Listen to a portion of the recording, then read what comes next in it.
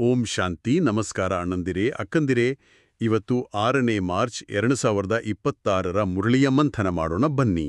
ಓಂ ಶಾಂತಿ. ಪಾಂಡವ ಭವನ ಮಧುಬನದಲ್ಲಿರುವ ಆಧ್ಯಾತ್ಮಿಕ ವಿದ್ಯಾರ್ಥಿಗಳಾದ ನಾವೆಲ್ಲರೂ ಸೇರಿ ಇಂದಿನ ಈ ಆಳವಾದ ಅಧ್ಯಯನದಲ್ಲಿ ಪಾಲ್ಗೊಳ್ಳುತ್ತಿರುವುದು ಖುಷಿಯ ವಿಚಾರ. ಇವತ್ತಿನ ಮಂಥನದಲ್ಲಿ ನಾವು ತುಂಬಾ ಗಹನವಾದ ವಿಷಯಗಳನ್ನ ಮಂಥನ ಮಾಡಲಿದ್ದೇವೆ. ಹೌದು, ಮುಖ್ಯವಾಗಿ ಈ ಸಂಸಾರ ಸಾಗರದಲ್ಲಿ ಮುಳುಗುತ್ತಿರುವ ದೋಣಿಯನ್ನು ಪಾರು ಮಾಡುವ ಸತ್ಯವಾದ ರಕ್ಷಣಾ ಸೈನಿಕರ ಜವಾಬ್ದಾರಿ ಏನು ಅನ್ನೋದನ್ನ ನೋಡೋಣ. ಅದರ ಜೊತೆಗೆ ತಂದೆ ಕೊಡುನ ಆಸ್ತಿ ಮತ್ತು ಪ್ರಾಯೋಗಿಕವಾಗಿ ಲೈಟ್ ಹೌಸ್ ಅಂದ್ರೆ ಬೆಳಕಿನ ಸ್ತಂಭದ ಸ್ಥಿತಿಯನ್ನು ಹೇಗೆ ಅಳವಡಿಸಿಕೊಳ್ಳಬಹುದು ಅನ್ನೋದರ ಬಗ್ಗೆಯೂ ಆಳವಾದ ಅಧ್ಯಯನ ಮಾಡಲಿದ್ದೇವೆ. ಖಂಡಿತ. ಈ ಮಂಥನವು ನಮ್ಮ ಆಂತರಿಕ ಸ್ಥಿತಿಯನ್ನು ಮತ್ತಷ್ಟು ಬಲಪಡಿಸಲಿದೆ. ಬನ್ನಿ, ಮೊದಲು ಇಂದಿನ ಸಾರ ಮತ್ತು ಪ್ರಶ್ನೋತ್ತರವನ್ನು ಗಮನಿಸೋಣ. ಸಾರ: ಮಧುರ ಮಕ್ಕಳೇ, ಸತ್ಯವಾದ ರಕ್ಷಣಾ ಸೈನಿಕರಾಗಿ ಎಲ್ಲರನ್ನೂ ಈ ಪಾಪದ ಪ್ರಪಂಚದಿಂದ ಪುಣ್ಯದ ಪ್ರಪಂಚಕ್ಕೆ ಕರೆದುಕೊಂಡು ಹೋಗಬೇಕಾಗಿದೆ. ಎಲ್ಲರ ಮುಳುಗಿರುವ ದೋಣಿಯನ್ನು ಪಾರು ಮಾಡಬೇಕಾಗಿದೆ. ಪ್ರಶ್ನೆ: ಯಾವ ನಿಶ್ಚಯವು ಪ್ರತಿಯೊಬ್ಬ ಮಗುವಿನ ಬುದ್ಧಿಯಲ್ಲಿ ನಂಬರ್ವಾರು ಕುಳಿತುಕೊಳ್ಳುತ್ತದೆ? ಉತ್ತರ: ಪತಿತಪಾವನ ನಮ್ಮ ಅತೀ ಪ್ರಿಯ ತಂದೆಯು ನಮಗೆ ಸ್ವರ್ಗದ ಆಸ್ತಿಯನ್ನು ಕೊಡುತ್ತಿದ್ದಾರೆ. ಈ ನಿಶ್ಚಯವು ಪ್ರತಿಯೊಬ್ಬರ ಬುದ್ಧಿಯಲ್ಲಿ ನಂಬರ್ವಾರ್ ಕುಳಿತುಕೊಳ್ಳುತ್ತದೆ. ಒಂದು ವೇಳೆ ಯಾರಿಗಾದರೂ ಪೂರ್ಣ ನಿಶ್ಚಯವಾಗಿ ಬಿಟ್ರೂ ಸಹ ಮಾಯೆಯು ಸನ್ಮುಖದಲ್ಲಿ ನಿಂತಿದೆ. ತಂದೆಯನ್ನು ಮರೆತು ಹೋಗುತ್ತಾರೆ, ಅನುತ್ತೀರ್ಣರಾಗಿ ಬಿಡ್ತಾರೆ. ಯಾರಿಗೆ ನಿಶ್ಚಯವು ಕುಳಿತುಕೊಳ್ಳುವುದೋ ಅವರು ಪಾವನರಾಗುವ ಪುರುಷಾರ್ಥದಲ್ಲಿ ತೊಡಗುತ್ತಾರೆ. ಈಗ ಮನೆಗೆ ಹೋಗಬೇಕೆಂದು ಬುದ್ಧಿಯಲ್ಲಿರುತ್ತದೆ. ಅಂದ್ರೆ ರಕ್ಷಣಾ ಸೈನಿಕರು ಅಂದ ತಕ್ಷಣ ನಮ್ಗೆ ಒಂದು ಯುದ್ಧಭೂಮಿ ನೆನಪಾಗುತ್ತಲ್ವಾ? ಹೌದು, ಖಂಡಿತ. ಆದ್ರೆ ಇಲ್ಲಿ ಮುಳುಗುತ್ತಿರುವ ದೋಣಿ ಅಂದ್ರೆ ಇಂದಿನ ಹತಾಶೆ ಮತ್ತು ಅಶಾಂತಿಯಿಂದ ತುಂಬಿರುವ ಸಮಾಜ. ನಿಜ. ನಮ್ಮ ಜವಾಬ್ದಾರಿ ಕೇವಲ ನೈತಿಕ ಬೆಂಬಲ ಅಥವಾ ಸಾಂತ್ವನ ಹೇಳೋದಲ್ಲ, ಅವರನ್ನ ಪುಣ್ಯದ ಪ್ರಪಂಚದ ಕಡೆಗೆ ಕರೆದುಕೊಂಡು ಹೋಗೋದು. ಅದೇ ಇಲ್ಲೊಂದು ಪ್ರಶ್ನೆ ಬರುತ್ತೆ. ಸಾರದಲ್ಲಿ ಹೇಳಿದ ಹಾಗೆ 100ಕ್ಕೆ 100 ನಿಶ್ಚಯ ಇದ್ರೂ ಮಾಯೆ ಎದುರಾಗುತ್ತೆ ಅಂತ ಹೇಳಿದಾರಲ್ಲ. ಸೈದ್ಧಾಂತಿಕವಾಗಿ ನಿಶ್ಚಯ ಇಲ್ಲೋದು ಸುಲಭ. ಹೌದು. ಆದರೆ ವಾಸ್ತವದ ಬಿರುಗಾಳಿ ಬಂದಾಗ ಆ ನಿಶ್ಚಯದ ಲಂಗರನ್ನ ಭದ್ರವಾಗಿ ಹಿಡಿದಿಟ್ಕೊಳ್ಳೋದು ಹೇಗೆ? ಬಹಳ ಸೂಕ್ತವಾದ ಪ್ರಶ್ನೆ. ಇಲ್ಲಿ ನಿಶ್ಚಯ ಅನ್ನೋದು ಕೇವಲ ಬೌದ್ಧಿಕ ಒಪ್ಪಿಗೆ ಅಲ್ಲ. ಬುದ್ಧಿಯಲ್ಲಿ ನಿಶ್ಚಯ ಕೂರೋದು ಅಂದ್ರೆ ಅದು ನಮ್ಮ ಪ್ರತಿಯೊಂದು ಕರ್ಮದಲ್ಲೂ ಕಾಣಿಸಬೇಕು. ಸಮುದ್ರ ಶಾಂತವಾಗಿದ್ದಾಗ ಲಂಗರಿನ ಅವಶ್ಯಕತೆ ಅಷ್ಟಾಗಿ ಕಾಣಲ್ಲ ಅಲ್ವಾ? ಬಿರುಗಾಳಿ ಎದ್ದಾಗಲೇ ಅದರ ನಿಜವಾದ ಶಕ್ತಿ ತಿಳಿಯೋದು. ಕರೆಕ್ಟ್. ಮಾಯೆ ಅನ್ನೋದು ನಮ್ಮದೇ ಹಳೆಯ ಸಂಸ್ಕಾರಗಳು ಮತ್ತು ಹೊರಗಿನ ಆಕರ್ಷಣೆಗಳ ರೂಪದಲ್ಲಿ ಬರ್ತದೆ. ಯಾರು ತೀವ್ರ ಪುರುಷಾರ್ಥದಲ್ಲಿ ತೊಡಗುತ್ತಾರೋ ಅವರ ಬುದ್ಧಿಯಲ್ಲಿ ಈಗ ನಾವು ನಮ್ಮ ಮೂಲ ಮನೆಗೆ ಹೋಗ್ಬೇಕು ಅನ್ನೋ ಅರಿವು ಸದಾ ಜಾಗೃತವಾಗಿರುತ್ತದೆ. ಅಂದ್ರೆ ಮನೆಗೆ ಹೋಗುವ ನೆನಪು ನಮ್ಮನ್ನು ಪ್ರಾಪಂಚಿಕ ಆಕರ್ಷಣೆಗಳಿಂದ ಮುಕ್ತರನ್ನಾಗಿ ಮಾಡ್ತದೆ. ಖಂಡಿತ. ಈ ತೀವ್ರ ಪುರುಷಾರ್ಥದ ಅಡಿಪಾಯವೇ ಬೆಳಗಿನ ಜಾವದ ಯೋಗ. ಹೌದು. ಆ ಶುಭ ಸಮಯದ ಬಗ್ಗೆ ಯೋಚಿಸುವಾಗ ನಮ್ಮ ಆಂತರಿಕ ಶಿಸ್ತಿನ ವಿಚಾರ ಬರ್ತದೆ.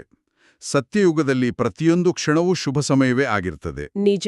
ಆದರೆ ಈಗಿನ ಈ ಸಂಗಮ ಯುಗದಲ್ಲಿ ಅಮೃತ ವೇಳೆ ಒಂದು ವರದಾನ ಇದ್ದ ಹಾಗೆ. ಆ ಸಮಯದಲ್ಲಿ ನಾವು ಅಭ್ಯಾಸ ಮಾಡುವ ಯೋಗ ಯೋಗೇಶ್ವರ ಅಥವಾ ಯೋಗ ಯೋಗೇಶ್ವರಿ ಸ್ಥಿತಿಯನ್ನು ಕೇವಲ ಕಣ್ಣು ಮುಚ್ಚಿ ಕೂರುವ ಪ್ರಕ್ರಿಯೆ ಅಂತ ಅಂದ್ಕೊಳ್ಬಾರ್ದು ಅಲ್ವಾ? ಖಂಡಿತ ಇಲ್ಲ. ಅದು ಇಂದ್ರಿಯಗಳ ಮೇಲೆ ಸಂಪೂರ್ಣ ಪ್ರಭುತ್ವ ಸಾಧಿಸುವ ಸ್ಥಿತಿ. ಅಮೃತ ವೇಳೆಯ ಶಾಂತ ವಾತಾವರಣದಲ್ಲಿ ಮನಸ್ಸು ಅತ್ಯಂತ ಗ್ರಹಣಶೀಲವಾಗಿರುತ್ತೆ.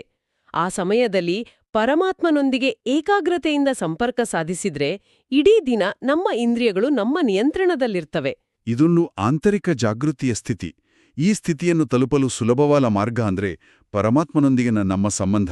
ಹೌದು. ಆ ಸಂಬಂಧದ ಸ್ವರೂಪವೇ ನಮ್ಮ ಆಧ್ಯಾತ್ಮಿಕ ಪಯಣದ ದಿಕ್ಕನ್ನೇ ಬದಲಾಯಿಸುತ್ತೆ. ಭಕ್ತಿ ಮಾರ್ಗದಲ್ಲಿ ನಾವು ಭಗವಂತನನ್ನ ಈಶ್ವರ, ಪರಮಾತ್ಮ ಅಂತ ಬಹಳ ಭಕ್ತಿ ಗೌರವಗಳಿಂದ ಕರೆಯುತ್ತಿದ್ದೆವು. ಆದ್ರೆ ಅಲ್ಲಿ ಒಂದು ರೀತಿಯ ಭಯ ಅಥವಾ ಅಂತರ ಇತ್ತು ಅಲ್ವಾ? ಹೌದು. ಆದ್ರೆ ಈಗ ನಾವು ಅದೇ ಶಕ್ತಿಯನ್ನ ಬಾಬಾ ಅಂತ ಕರಿತೀವಿ. ಆ ಒಂದೇ ಪದ ನಮ್ಮಲ್ಲಿರುವ ಅಂತರವನ್ನು ಹೇಗೆ ಇಲ್ಲವಾಗಿಸುತ್ತೆ ಅನ್ನೋದೇ ವಿಸ್ಮಯ. ಆ ಪದದಲ್ಲಿರೋ ಮಧುರತೆಯೇ ಅಂಥದ್ದು. ಈಶ್ವರ ಅಂದಾಗ ಆತ ಸೃಷ್ಟಿಕರ್ತ, ನಾವು ಕೇವಲ ಭಕ್ತರು ಅನ್ನೋ ಭಾವನೆ ಬರುತ್ತದೆ.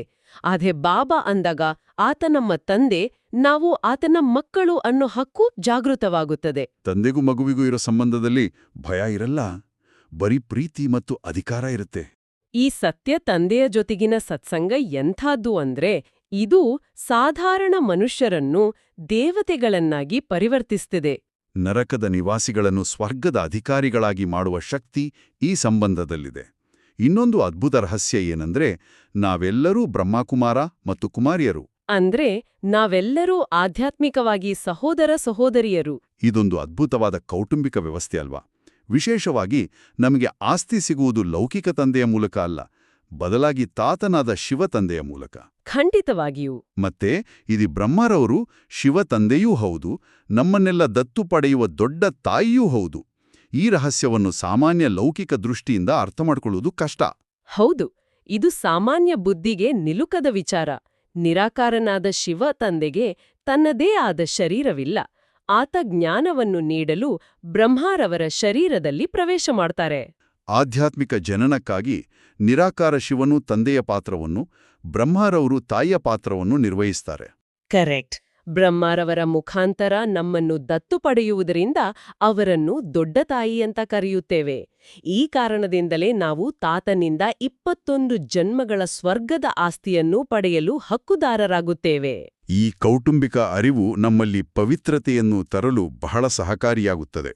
ಯಾಕಂದ್ರೆ 84 ಜನ್ಮಗಳ ಏಣಿಯನ್ನು ಇಳಿಯುತ್ತಾ ಬಂದಿರುವ ನಾವು ಕಾಮಕಟಾರಿಯಿಂದ ಸಾಕಷ್ಟು ದುಃಖವನ್ನೇ ಅನುಭವಿಸಿದ್ದೇವೆ. ಹೌದು, ಈಗ ನಾವು ವಿಕಾರಗಳ ಮೇಲೆ ವಿಜಯ ಸಾಧಿಸಿ ಮತ್ತೆ ಆ ಅದ್ವೈತ ದೇವತಾ ಧರ್ಮದ ಸುಖವನ್ನು ಸ್ಥಾಪನೆ ಮಾಡಬೇಕಿದೆ. ಈ ಅದ್ವೈತ ಅನ್ನೋ ಪದವನ್ನು ನಾವು ಆಳವಾಗಿ ವಿಶ್ಲೇಷಣೆ ಮಾಡೋಣ. ಅದ್ವೈತ ಅಂದ್ರೆ ಕೇವಲ ಎರಡನೆಯದು ಇಲ್ಲ ಅನ್ನೋದು ಮಾತ್ರವಲ್ಲ, ಆಧುನಿಕ ಮನೋವಿಜ್ಞಾನದಲ್ಲಿ ಹೇಳುವ ಫ್ಲೋ ಸ್ಟೇಟ್ ಇದ್ದಂತೆ ಅಂತ ನನಗನ್ಸುತ್ತೆ. ಓಹ್, ಬಹಳ ಅದ್ಭುತವಾದ ಹೋಲಿಕೆ ಅಲ್ವಾ? ಅಲ್ಲಿ ಮನಸ್ಸು, ಮಾತು ಮತ್ತು ಕರ್ಮಗಳ ನಡುವೆ ಯಾವುದೇ ಘರ್ಷಣೆ ಇರೋದಿಲ್ಲ, ಯಾವ ಆಂತರಿಕ ದ್ವಂದ್ವವೂ ಇರೋದಿಲ್ಲ. ಫ್ಲೋ ಸ್ಟೇಟ್ ಅನ್ನೋದು ಸಂಪೂರ್ಣ ಸಾಮರಸ್ಯದ ಸ್ಥಿತಿ. ಸತ್ಯಯುಗದಲ್ಲಿ ದೇವತೆಗಳ ಸ್ಥಿತಿ ಅದೇ ಆಗಿರುತ್ತದೆ. ಅಲ್ಲಿ ಯಾವುದೇ ರೀತಿಯ ಅಸುರಿ ಪ್ರವೃತ್ತಿಗಳೂ ಇರುವುದಿಲ್ಲ. ಅಲ್ಲಿರುವುದು ಕೇವಲ ಒಂದೇ ಧರ್ಮ, ಒಂದೇ ರಾಜ್ಯ. ಜನ್ಮ ಜನ್ಮಾಂತರಗಳ ಪ್ರವಾಸದಲ್ಲಿ ವಿಕಾರಗಳಿಗೆ ಬಲಿಯಾಗಿ ನಾವು ನಮ್ಮ ಆಂತರಿಕ ಸಾಮರಸ್ಯವನ್ನು ಕಳೆದುಕೊಂಡೆವು. ಈಗ ನಾವು ಮತ್ತೆ ಆ ಹಳೆಯ ಶ್ರೇಷ್ಠ ಸ್ಥಿತಿಗೆ ಮರಳುತ್ತಿದ್ದೇವೆ. ಅದಕ್ಕಾಗಿ ವಿಕಾರಗಳನ್ನು ಜಯಿಸುವುದು ಅತ್ಯಂತ ಅವಶ್ಯಕ. ಆ ವಿಜಯವನ್ನು ಸಂಪೂರ್ಣವಾಗಿ ಸಾಧಿಸಿದಾಗ ಮಾತ್ರ ನಾವು ಗೌರವಪೂರ್ಣವಾಗಿ ತೇರ್ಗಡೆ ಆಗಲು ಸಾಧ್ಯ, ಅಂದ್ರೆ ಪಾಸ್ ವಿತ್ ಆನರ್ಸ್. ಹೌದು, ಇದು ಭಾರತದ ಪ್ರಾಚೀನ ಯೋಗವನ್ನು ಅಳವಡಿಸಿಕೊಂಡು ಧರ್ಮರಾಜನ ಯಾವುದೇ ಶಿಕ್ಷೆಗೆ ಗುರಿಯಾಗದೆ ಸ್ಕಾಲರ್ಶಿಪ್ ಪಡೆಯುವ ಅವಕಾಶ. ಇಲ್ಲೊಂದು ದೊಡ್ಡ ತಪ್ಪು ಕಲ್ಪನೆಯನ್ನು ಸರಿಪಡಿಸಲಾಗಿದೆ ನೋಡಿ. ಮುಕ್ತಿ ಅಂದ್ರೆ ಆತ್ಮವು ಪರಮಾತ್ಮನಲ್ಲಿ ಅಥವಾ ಪಂಚಭೂತಗಳಲ್ಲಿ ಲೀನವಾಗುತ್ತದೆ ಅನ್ನೋ ನಂಬಿಕೆ ಜಗತ್ತಿನಲ್ಲಿದೆ. ಆದರೆ ವಾಸ್ತವವಾಗಿ ಆತ್ಮವು ಎಂದಿಗೂ ಲೀನವಾಗುವುದಿಲ್ಲ. ಬದಲಾಗಿ ಬ್ರಹ್ಮ ಮಹಾತತ್ವ ಅಥವಾ ಪರಮಧಾಮದಲ್ಲಿ ವಾಸಿಸುತ್ತದೆ ಅನ್ನೋ ಸತ್ಯ ನಮಗೆ ಸಿಕ್ಕಿದೆ. ನಾಟಕದ ಅಂತ್ಯದಲ್ಲಿ ಎಲ್ಲಾ ನಟರು ಹೇಗೆ ತಮ್ಮ ಮನೆಗೆ ಮರಳುತ್ತಾರೋ ಹಾಗೆ ನಾವೆಲ್ಲರೂ ನಮ್ಮ ಮೂಲ ಮನೆಗೆ ಹಿಂತಿರುಗುತ್ತೇವೆ. ಆದರೆ ಅದರಿಗೆ ಹೋಗುವ ಮುನ್ನ ನಮ್ಮೆಲ್ಲ ಹಳೆಯ ಕರ್ಮಗಳ ಲೆಕ್ಕಾಚಾರಗಳು ಚುಕ್ತ ಆಗಬೇಕು. ಜನ್ಮಾಂತರದ ವಿಕರ್ಮಗಳನ್ನು ನಾಶ ಮಾಡಲು ಇರುವ ಏಕೈಕ ಪ್ರಾಯೋಗಿಕ ವಿಧಾನ ಅಂದ್ರೆ ತಂದೆಯ ನಿರಂತರ ನೆನಪು. ಖಂಡಿತ. ಆ ನೆನಪಿನ ಅಗ್ನಿಯಲ್ಲಿ ನಮ್ಮನ್ನು ನಾವು ಶುದ್ಧೀಕರಿಸಿಕೊಳ್ತಾ ಪ್ರಾಯೋಗಿಕ ಜೀವನದಲ್ಲಿ ಕೆಲವು ನಿಯಮಗಳನ್ನು ಪಾಲಿಸಬೇಕಾಗ್ತದೆ. ಧಾರಣೆಗಾಗಿರುವ ಇಂದಿನ ಮುಖ್ಯ ಸಾರವನ್ನು ಓದೋಣ. 1.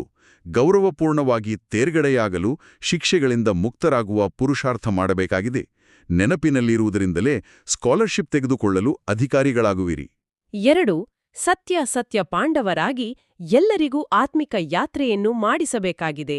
ಯಾವುದೇ ಪ್ರಕಾರದ ಹಿಂಸೆ ಮಾಡಬಾರದು. ಈ ಧಾರಣಾ ಅಂಶಗಳು ನಮ್ಮ ದೈನಂದಿನ ಪುರುಷಾರ್ಥದ ಕನ್ನಡಿಯಂತಿವೆ. ಶಿಕ್ಷೆಗಳಿಂದ ಮುಕ್ತರಾಗುವುದು ಅಂದ್ರೆ ನಮ್ಮ ಪ್ರತಿಯೊಂದು ಸಂಕಲ್ಪ ಮತ್ತು ಕರ್ಮದ ಬಗ್ಗೆ ನಮಗೆ ಎಚ್ಚರವಿರಬೇಕು. ಸತ್ಯ ಪಾಂಡವರಾಗಿರುವುದು ಅಂದ್ರೆ ಕೇವಲ ಅಹಿಂಸೆಯೆಂದು ಪಾಲಿಸುವುದಲ್ಲ, ಇತರರಿಗೂ ದಾರಿ ತೋರುವುದು. ಇಲ್ಲಿ ಅಹಿಂಸೆ ಅಂದ್ರೆ ಬರೀ ದೈಹಿಕ ಹಿಂಸೆ ಅಲ್ಲ. ನಿಜ. ನಮ್ಮ ಮನಸ್ಸಿನ ಆಳದಲ್ಲಿ ಯಾರ ಬಗ್ಗೆಯಾದರೂ ಕೆಟ್ಟ ಯೋಚನೆ ಬಂದರೆ, ಅಸೂಯೆ ಪಟ್ರೆ ಅಥವಾ ಕಟುವಾದ ಮಾತುಗಳಿಂದ ಬೇರೆಯವರ ಮನಸ್ಸಿಗೆ ಘಾಸಿ ಮಾಡಿದರೆ ಅದು ಕೂಡ ಸೂಕ್ಷ್ಮ ಹಿಂಸೆಯೇ. ಸಂಪೂರ್ಣ ಅಹಿಂಸಾವ್ರತವನ್ನು ಪಾಲಿಸುವವರಿಂದ ಮಾತ್ರ ಇತರರಿಗೆ ಆತ್ಮಿಕ ಯಾತ್ರೆಯ ದಾರಿ ತೋರಿಸಲು ಸಾಧ್ಯ. ಆ ಸೂಕ್ಷ್ಮ ಹಿಂಸೆಯಿಂದಲೂ ಮುಕ್ತರಾಗಲು ನಮಗೆ ಒಂದು ವಿಶೇಷ ಶಕ್ತಿಯ ಅಗತ್ಯವಿದೆ. ಅದು ಇಂದಿನ ವರದಾನದಲ್ಲಿ ಅಡಗಿದೆ. ಬನ್ನಿ, ವರದಾನವನ್ನು ಗಮನಿಸೋಣ. ಲೈಟ್ ಹೌಸ್ನ ಸ್ಥಿತಿಯ ಮೂಲಕ ಪಾಪಕರ್ಮಗಳನ್ನು ಸಮಾಪ್ತಿ ಮಾಡುವಂಥ ಪುಣ್ಯ ಆತ್ಮಭವ. ಎಲ್ಲಿ ಜ್ಞಾನದ ಬೆಳಕಿರುತ್ತದೆಯೋ ಅಲ್ಲಿ ಯಾವುದೇ ಪಾಪಕರ್ಮಗಳಾಗುವುದಿಲ್ಲ. ಅಂದಾಗ ಸದಾ ಲೈಟ್ಹೌಸ್ನ ಸ್ಥಿತಿಯಲ್ಲಿ ಇರುವುದರಿಂದ ಮಾಯೆಯು ಯಾವುದೇ ಪಾಪಕರ್ಮಗಳನ್ನು ಮಾಡಿಸಲು ಸಾಧ್ಯವಿಲ್ಲ. ಸದಾ ಪುಣ್ಯ ಆತ್ಮರಾಗಿ ಬಿಡುವಿರಿ. ಪುಣ್ಯ ಆತ್ಮನು ಸಂಕಲ್ಪದಲ್ಲಿಯೂ ಯಾವುದೇ ಪಾಪಕರ್ಮಗಳನ್ನು ಮಾಡಲು ಸಾಧ್ಯವಿಲ್ಲ. ಎಲ್ಲಿ ಪಾಪವಾಗುವುದೋ ಅಲ್ಲಿ ತಂದೆಯ ನೆನಪಿರುವುದಿಲ್ಲ. ಹಾಗಾದ್ರೆ ದೃಢ ಸಂಕಲ್ಪವನ್ನು ಮಾಡಿರಿ, ನಾನು ಪುಣ್ಯ ಆತ್ಮನಾಗಿದ್ದೇನೆ, ಪಾಪವು ನನ್ನ ಮುಂದೆ ಬರುವುದಕ್ಕೂ ಸಾಧ್ಯವಿಲ್ಲ. ಸ್ವಪ್ನ ಅಥವಾ ಸಂಕಲ್ಪದಲ್ಲಿಯೂ ಪಾಪವು ಬರಲು ಬಿಡಬಾರದು. ಈ ವರದಾನವು ನಾವು ತಂದೆಗೆ ಸಮಾನರಾಗುವ ಮಾರ್ಗವನ್ನು ಸ್ಪಷ್ಟವಾಗಿ ತೋರಿಸ್ತಿದೆ. ಆದರೆ ಇಲ್ಲೊಂದು ಗಹನವಾದ ಪ್ರಶ್ನೆ ಇದೆ. ಜ್ಞಾನದ ಬೆಳಕಿದ್ದಲ್ಲಿ ಪಾಪಕರ್ಮಗಳು ಏಕೆ ಆಗುವುದಿಲ್ಲ? ಜ್ಞಾನಕ್ಕೂ ಕರ್ಮಕ್ಕೂ ಇರುವ ಆ ನೇರವಾದ ಕೊಂಡಿಯೇನೋ? ಅದನ್ನ ಹೀಗೆ ಅರ್ಥ ಮಾಡ್ಕೊಳ್ಳೋಣ. ಕತ್ತಲೆಯಲ್ಲಿ ನಡೆಯುವಾಗ ನಮ್ಗೆ ದಾರಿ ಕಾಣುವುದಿಲ್ಲ. ನಾವು ಮುಗ್ಗರಿಸ್ತೇವೆ, ಗುಂಡಿಗೆ ಬೀಳ್ತೇವೆ. ಹೌದು. ಅದೇ ರೀತಿ ಜೀವನದಲ್ಲಿ ಅಜ್ಞಾನದ ಕತ್ತಲೆ ಇದ್ದಾಗ ಮಾತ್ರ ಮನುಷ್ಯರು ತಪ್ಪು ಮಾಡ್ತಾರೆ. ಆದರೆ ಜ್ಞಾನ ಅನ್ನೋದು ಸೂರ್ಯನ ಪ್ರಖರ ಬೆಳಕಿದ್ದಂತೆ. ಅಂದ್ರೆ ಲೈಟ್ ಹೌಸ್ ಅಂದ್ರೆ ತಾನು ಕೇವಲ ಬೆಳಗುವುದು ಮಾತ್ರವಲ್ಲ, ಸಮುದ್ರದಲ್ಲಿ ದಿಕ್ಕು ತಪ್ಪಿದ ಹಡಗುಗಳಿಗೂ ದಾರಿ ತೋರುವುದು. ಖಂಡಿತ. ನಮ್ಮೊಳಗೆ ಜ್ಞಾನದ ಸ್ಪಷ್ಟತೆ ಇದ್ದಾಗ ನಮ್ಮ ಪ್ರತಿಯೊಂದು ಹೆಜ್ಜೆಯ ಪರಿಣಾಮವೇನು ಅನ್ನೋ ವಿವೇಕ ಜಾಗೃತವಾಗಿರುತ್ತೆ.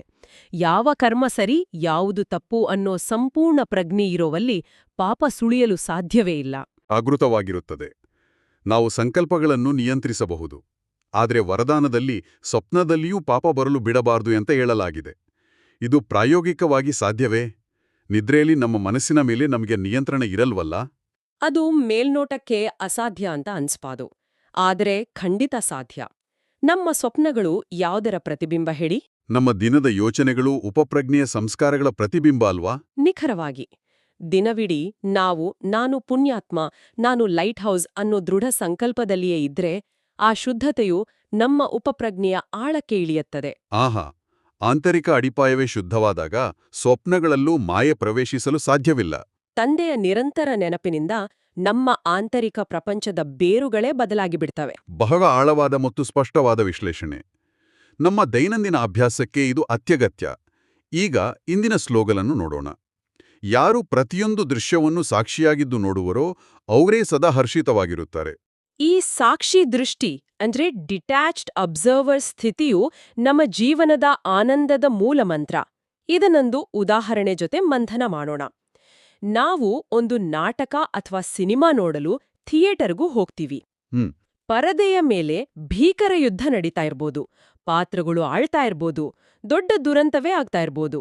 ಆದರೆ ನಾವು ಆಸನದಲ್ಲಿ ಕುಳಿತು ಆರಾಮಾಗಿ ಪಾಪ್ಕಾರ್ನ್ ತಿನ್ನುತ್ತಾ ಅದನ್ನ ನೋಡ್ತೀವಿ ಅಲ್ವಾ? ಯಾಕೆಂದ್ರೆ ನಮ್ಗೆ ಸ್ಪಷ್ಟವಾಗಿ ತಿಳಿದಿದೆ, ನಮಗೂ ಆ ಪರದೆಯ ಮೇಲಿನ ಘಟನೆಗಳಿಗೂ ನೇರ ಸಂಬಂಧವಿಲ್ಲ, ನಾವು ಕೇವಲ ಪ್ರೇಕ್ಷಕರು ಅಂತ. ಕರೆಕ್ಟ್. ನಾವು ಆ ಪರದೆಯೊಳಗೆ ಹಾರಿ ಹೋಗುದಿಲ್ಲ.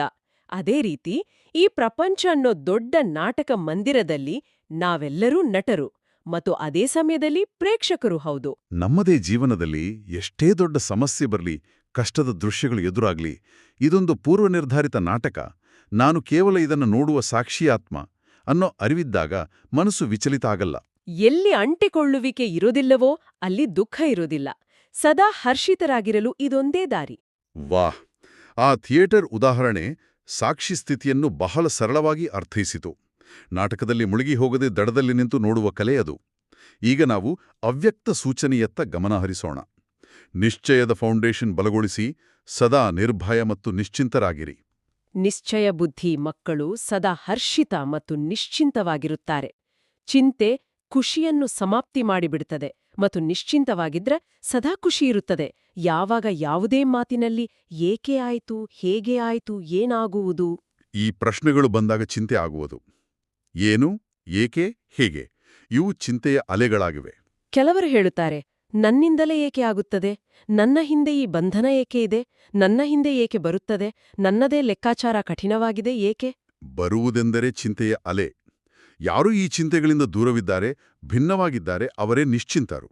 ಆಧುನಿಕ ಪ್ರಪಂಚದ ಅತಿ ದೊಡ್ಡ ಕಾಯಿಲೆ ಈ ಮಾನಸಿಕ ಒತ್ತಡ ಅಥವಾ ಆತಂಕ. ಅದಕ್ಕೆ ಇದೊಂದು ನೇರವಾದ ಔಷಧಿಯಾಗಿದೆ.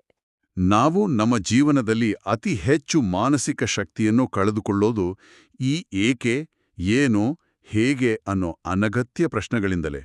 ನನ್ನ ಜೊತೆಯೇ ಏಕೆ ಹೀಗಾಗುತ್ತಿದೆ, ನನ್ನ ಭವಿಷ್ಯ ಏನಾಗುವುದೋ ಅನ್ನೋ ಪ್ರಶ್ನೆಗಳು ನಮ್ಮನ್ನ ನಾವೇ ಬಲಿಪಶುವಾಗಿ ನೋಡ್ಕೊಳ್ಳುವಂತೆ ಮಾಡುತ್ತವೆ. ಹೌದು, ಓವರ್ ಥಿಂಕಿಂಗ್ ಅಂದ್ರೆ ಅತಿಯಾದ ಯೋಚನೆ ನಮ್ಮ ಶಕ್ತಿಯನ್ನು ಹೀರಿಬಿಡುತ್ತದೆ.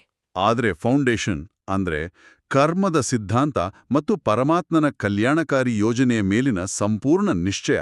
ಎಲ್ಲವೂ ಕಲ್ಯಾಣಕಾರಿಯೇ ಆಗಿದೆ, ನಡೆಯುವುದೆಲ್ಲವೂ ಒಳ್ಳೆಯದಕ್ಕೆ ಅನ್ನೋ ದೃಢ ನಂಬಿಕೆ ಇದ್ದಾಗ ಭಯ ಮತ್ತು ಚಿಂತೆ ತಾನಾಗಿಯೇ ಮಾಯವಾಗುತ್ತದೆ. ನಾವು ನಿಶ್ಚಿಂತೆಯ ಭದ್ರವಾದ ದಡದಲ್ಲಿ ನಿಲ್ಬೇಕು. ಅಣ್ಣಂದ್ರೆ ಅಕ್ಕಂದ್ರೆ 8 ಶ್ರೇಷ್ಠ ಸ್ವಮಾನಗಳನ್ನು ಅತ್ಯಂತ ನಿಧಾನವಾಗಿ ಅಭ್ಯಾಸ ಮಾಡೋಣ. 1. ನಾನು ಮುಳುಗುತ್ತಿರುವವರನ್ನು ಪಾರು ಮಾಡುವ ಸತ್ಯವಾದ ರಕ್ಷಣಾ ಸೈನಿಕ ಆತ್ಮನಾಗಿದ್ದೇನೆ. 2. ನಾನು ಸತ್ಯ ತಂದೆಯ ಸಂಘದಲ್ಲಿರುವ ಜ್ಞಾನೇಶ್ವರ ಮತ್ತು ಯೋಗೇಶ್ವರ ಆತ್ಮನಾಗಿದ್ದೇನೆ. 3. ನಾನು ಗುಹ್ಯ ವಿದ್ಯೆಯನ್ನು ಓದಿ ಗೌರವಪೂರ್ವವಾಗಿ ತೇರ್ಗಡೆಯಾಗುವ ಸ್ಕಾಲರ್ಶಿಪ್ ಅಧಿಕಾರಿ ಆತ್ಮನಾಗಿದ್ದೇನೆ. ನಾನು ನಿಶ್ಚಯದ ಫೌಂಡೇಶನ್ ಅನ್ನು ಬಲಗೊಳಿಸಿ ಸದಾ ನಿರ್ಭಯ ಮತ್ತು ನಿಶ್ಚಿಂತವಾಗಿರುವ ಆತ್ಮನಾಗಿದ್ದೇನೆ. 5. ನಾನು ಕಾಮವಿಕಾರವನ್ನು ತ್ಯಜಿಸಿ ಮಾಯೆಯ ಮೇಲೆ ಜಯ ಗಳಿಸುವ ವಿಜಯೀ ಪಾಂಡವ ಆತ್ಮನಾಗಿದ್ದೇನೆ. 6. ನಾನು ಅದ್ವೈತ ಮತದ ದೇವತಾ ಧರ್ಮದ ಸದಾ ಸುಖೀ ಆತ್ಮನಾಗಿದ್ದೇನೆ. 7. ನಾನು ತಂದೆಯ ನೆನಪಿನಿಂದ ಸರ್ವ ವಿಕರ್ಮಗಳನ್ನು ವಿನಾಶ ಮಾಡಿಕೊಳ್ಳುವ ಪವಿತ್ರ ಆತ್ಮನಾಗಿದ್ದೇನೆ. 8. ನಾನು ಸದಾ ಬೆಳಕಿನ ಸ್ತಂಭದ ಸ್ಥಿತಿಯಲ್ಲಿದ್ದು ದೃಶ್ಯಗಳನ್ನು ಸಾಕ್ಷಿಯಾಗಿ ನೋಡುವ ಸದಾ ಹರ್ಷಿತ ಪುಣ್ಯಾತ್ಮನಾಗಿದ್ದೇನೆ. ಇಂದಿನ ದೈನಂದಿನ ಮುರಳಿ ಹೋಂವರ್ಕ್. ಮೊದಲನೆಯದು, ಸ್ವಮಾನದ ಅಭ್ಯಾಸ. ನಾನು ಸತ್ಯವಾದ ರಕ್ಷಣಾ ಸೈನಿಕ ಎಂಬ ಸ್ವಮಾನದಲ್ಲಿ ಇಡೀ ದಿನ ಸ್ಥಿತರಾಗಿರಿ. ಮುಳುಗಿರುವ ಎಲ್ಲರ ದೋಣಿಯನ್ನು ಪಾರು ಮಾಡುವ ಜವಾಬ್ದಾರಿ ನನ್ನ ಮೇಲಿದೆ ಎಂದು ಆಂತರಿಕವಾಗಿ ಸ್ಮರಿಸಿಕೊಳ್ಳಿ. 2ನೇದು, ಮುಖ್ಯ ಭಾವನೆ.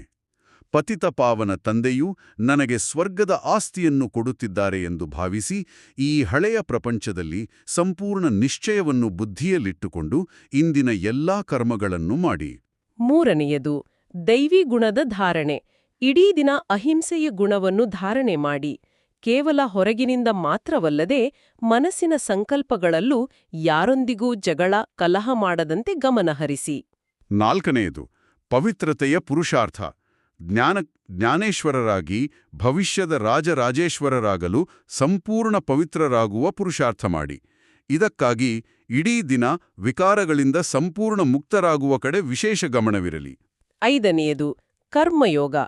ಕರ್ಮಕ್ಷೇತ್ರದಲ್ಲಿ ನಾನು ತಂದೆಯ ಜೊತೆಗಿದ್ದೇನೆ ಎಂದು ಅರ್ಥ ಮಾಡಿಕೊಂಡು ದಿನವಿಡೀ ಜ್ಞಾನದ ಬೆಳಕಿನ ಸ್ತಂಭ ಸಮಾನರಾಗಿ ಪಾಪಕರ್ಮಗಳಿಂದ ಮುಕ್ತರಾಗಿ ಶ್ರೇಷ್ಠ ಕರ್ಮಗಳನ್ನು ಮಾಡಿ. 6ನೇಯದು, ಸೇವೆ ಮತ್ತು ವೈರಾಗ್ಯ. ಇದು ಅಂತಿಮ ಜನ್ಮ ಮತ್ತು ಪ್ರಪಂಚವು ಸ್ಮಶಾನವಾಗಲಿದೆ. ಆದ್ದರಿಂದ ಹಳೆಯ ಪ್ರಪಂಚದ ಬಗ್ಗೆ ಬೇಹದ್ದಿನ ವೈರಾಗ್ಯವಿರಲಿ. ನಿಮ್ಮ ಸಮಯ ಮತ್ತು ಶಕ್ತಿಯನ್ನು ಇತರರಿಗೆ ಆತ್ಮಿಕ ಯಾತ್ರೆಯನ್ನು ಕಲಿಸುವ ಸೇವೆಯಲ್ಲಿ ಸಫಲ ಮಾಡಿಕೊಳ್ಳಿ. 7ನೇಯದು, ದಿನಚರಿ ಮತ್ತು ವರದಾನ.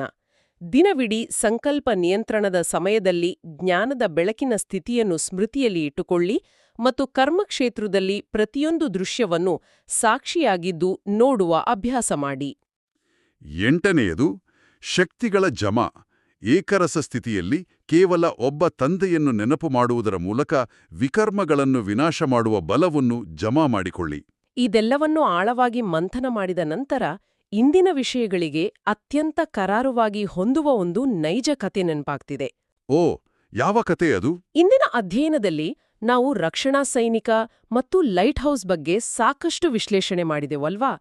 ಈ ಕತೆ ಅವೆರಡರ ಸಾರವನ್ನು ಒಂದೇ ಘಟನೆಯಲ್ಲಿ ಹಿಡಿದಿಡುತ್ತದೆ. ಸಮುದ್ರದ ನಡುವೆ ಇದ್ದ ಒಂದು ಒಂಟಿ ದ್ವೀಪದಲ್ಲಿ ಪ್ರಕಾಶ್ ಅನ್ನೋ ವಯಸ್ಸಾದ ಲೈಟ್ ಹೌಸ್ ಕಾವಲುಗಾರನಿದ್ದ. ಅವನ ನಿತ್ಯದ ಕಾಯಕ ಏನಂದ್ರೆ, ಎಷ್ಟೇ ಮಳೆ, ಚಳಿ, ಬಿರುಗಾಳಿ ಇರ್ಲಿ, ರಾತ್ರಿಯ ಹೊತ್ತು ಗೋಪುರದ ದೀಪ ಆರಿ ಹೋಗದಂತೆ ಕಾಯುವುದು. ಒಂದು ರಾತ್ರಿ ಭೀಕರವಾದ ಚಂಡಮಾರುತ ಪೊಡಿಸಿತು. ಗಾಳಿಯ ತೀವ್ರತೆಗೆ ಲೈಟ್ ಹೌಸ್ನ ಕಿಟಕಿಗಳು ಒಡೆದುಹೋದವು. ಅಯ್ಯೋ, ಯಾವುದೇ ಕ್ಷಣದಲ್ಲಿ ದೀಪ ಆರಿ ಹೋಗುವ ಅಪಾಯವಿತ್ತಲ್ವಾ? ಹೌದು. ಪ್ರಕಾಶ್ಗೆ ಸಾಕಷ್ಟು ವಯಸ್ಸಾಗಿತ್ತು. ಮೈಕೊರೆಯುವ ಚಳಿಯಲ್ಲಿ ಆತನ ಕೈಕಾಲುಗಳು ನಡುಗುತ್ತಿದ್ದವು. ಆದರೆ ಆತನ ಮನಸ್ಸಿನಲ್ಲಿ ಒಂದೇ ಒಂದು ದೃಢ ನಿಶ್ಚಯವಿತ್ತು. ಆ ರಾತ್ರಿ ನೂರಾರು ಮುಗ್ಧ ಪ್ರಯಾಣಿಕರಿರುವ ದೊಡ್ಡ ಹಡಗೊಂದು ಅದೇ ಮಾರ್ಗವಾಗಿ ಬರಲಿತ್ತು. ಜೀವಗಳು ಜಲಸಮಾಧಿಯಾಗ್ತಿದ್ವು. ಖಂಡಿತ. ಆತ ತನ್ನ ಸ್ವಂತ ಜೀವದ ಹಂಗನ್ನು, ಆಯಾಸವನ್ನು ಲೆಕ್ಕಿಸದೆ ಒಡೆದ ಕಿಟಕಿಯ ಮುಂದೆ ತನ್ನ ದೇಹವನ್ನೇ ಗೋಡೆಯಂತೆ ಅಡ್ಡಲಾಗಿ ನಿಲ್ಲಿಸಿ ಗಾಳಿಯನ್ನು ತಡೆದ. ಎಂಥ ಅದ್ಭುತ ತ್ಯಾಗ! ಹೌದು. ಇಡೀ ರಾತ್ರಿ ಮೈಕುರಿಯೋ ಚಳಿಯಲ್ಲಿ ಎದೆಗುಂದದೆ ಒಂದೇ ಸಮನೆ ದೀಪ ಉರಿಯುವಂತೆ ಕಾವಲು ಕಾಯ್ದ. ಬೆಳಗಿನ ಜಾವ ಸೂರ್ಯ ಹುಟ್ಟಿದಾಗ ದೂರದಲ್ಲಿ ಆ ದೊಡ್ಡ ಹಡಗು ಸುರಕ್ಷಿತವಾಗಿ ದಡ ಸೇರಿರುವುದನ್ನು ಕಂಡು ಆತನ ಮುಖದಲ್ಲಿ ಮಂದಹಾಸ ಮೂಡಿತು. ಎಂಥ ಅದ್ಭುತವಾದ ಮತ್ತು ಸ್ಫೂರ್ತಿದಾಯಕ ಕಥೆ! ಇದು ನಮ್ಮ ಇಂದಿನ ಆಧ್ಯಾತ್ಮಿಕ ಜವಾಬ್ದಾರಿಗೆ ನೇರವಾಗಿ ಕನ್ನಡಿ ಹಿಡಿಯುತ್ತದೆ. ಆ ಪ್ರಕಾಶನ್ನೋ ಕಾವಲುಗಾರನಂತೆ ನಾವೆಲ್ಲರೂ ಈ ಅಜ್ಞಾನದ ಕತ್ತಲಲ್ಲಿ ಮುಳುಗುತ್ತಿರುವ ಪ್ರಪಂಚಕ್ಕೆ ಲೈಟ್ ಹೌಸ್ ಆಗಬೇಕಾಗಿದೆ. ನಿಜ. ನಮ್ಮ ಸ್ವಾರ್ಥ, ಅಹಂಕಾರ ಮತ್ತು ಲೌಕಿಕ ಆಯಾಸಗಳನ್ನು ಬದಿಗಿಟ್ಟು ಜ್ಞಾನದ ಬೆಳಕನ್ನು ನಿರಂತರವಾಗಿ ಬೆಳಗುತ್ತಲೇ ಇರಬೇಕು. ಯಾಕಂದ್ರೆ ನಮ್ಮ ಸಣ್ಣ ನಿರ್ಲಕ್ಷ್ಯ, ನಾನು ದಾರಿ ತಪ್ಪುವುದು, ನಮ್ಮನ್ನು ನೋಡುತ್ತಿರುವ ಅನೇಕ ಆತ್ಮಗಳ ಆಧ್ಯಾತ್ಮಿಕ ಪತನಕ್ಕೆ ಕಾರಣವಾಗ್ಬೋದು. ಖಂಡಿತ. ನಾವೇ ಆ ಮುಳುಗುವ ದೋಣಿಯನ್ನು ಪಾರು ಮಾಡುವ ಸತ್ಯವಾದ ರಕ್ಷಣಾ ಸೈನಿಕರು. ಈ ಕಥೆ ಇಂದಿನ ಆಳವಾದ ಅಧ್ಯಯನಕ್ಕೆ ಒಂದು ಪರಿಪೂರ್ಣವಾದ ಮುಕ್ತಾಯವನ್ನು ನೀಡಿದೆ. ಅಣ್ಣಂದಿರೇ, ಅಕ್ಕಂದಿರೇ, ಈ ಮುರಳಿಯನ್ನು ಇಡೀ ದಿನದಲ್ಲಿ ಅನೇಕ ಬಾರಿ ರಿವೈಸ್ ಮಾಡೋಣ. ಬಾಬಾ ಅವರು ಕೊಟ್ಟಿರುವ ಶ್ರೇಷ್ಠ ಸ್ವಮಾನದಲ್ಲಿ ಸ್ಥಿತರಾಗೋಣ. ಬಾಬಾ ಕಲಿಸಿದ ಡ್ರಿಲ್ ಮಾಡೋಣ ಮತ್ತು ಯಾವಾಗಲೂ ಫೈನಲ್ ಪೇಪರ್ ಪಾಸ್ ಮಾಡಲು ಎವರ್ ರೆಡಿಯಾಗಿರೋಣ. ನಿಮ್ಮ ಜೀವನ ಅತ್ಯುತ್ತಮವಾಗಲಿ ಎಂದು ಸದಾ ಹಾರೈಸುತ್ತೇವೆ. ಒಳ್ಳೆಯದು. ಓಂ ಶಾಂತಿ.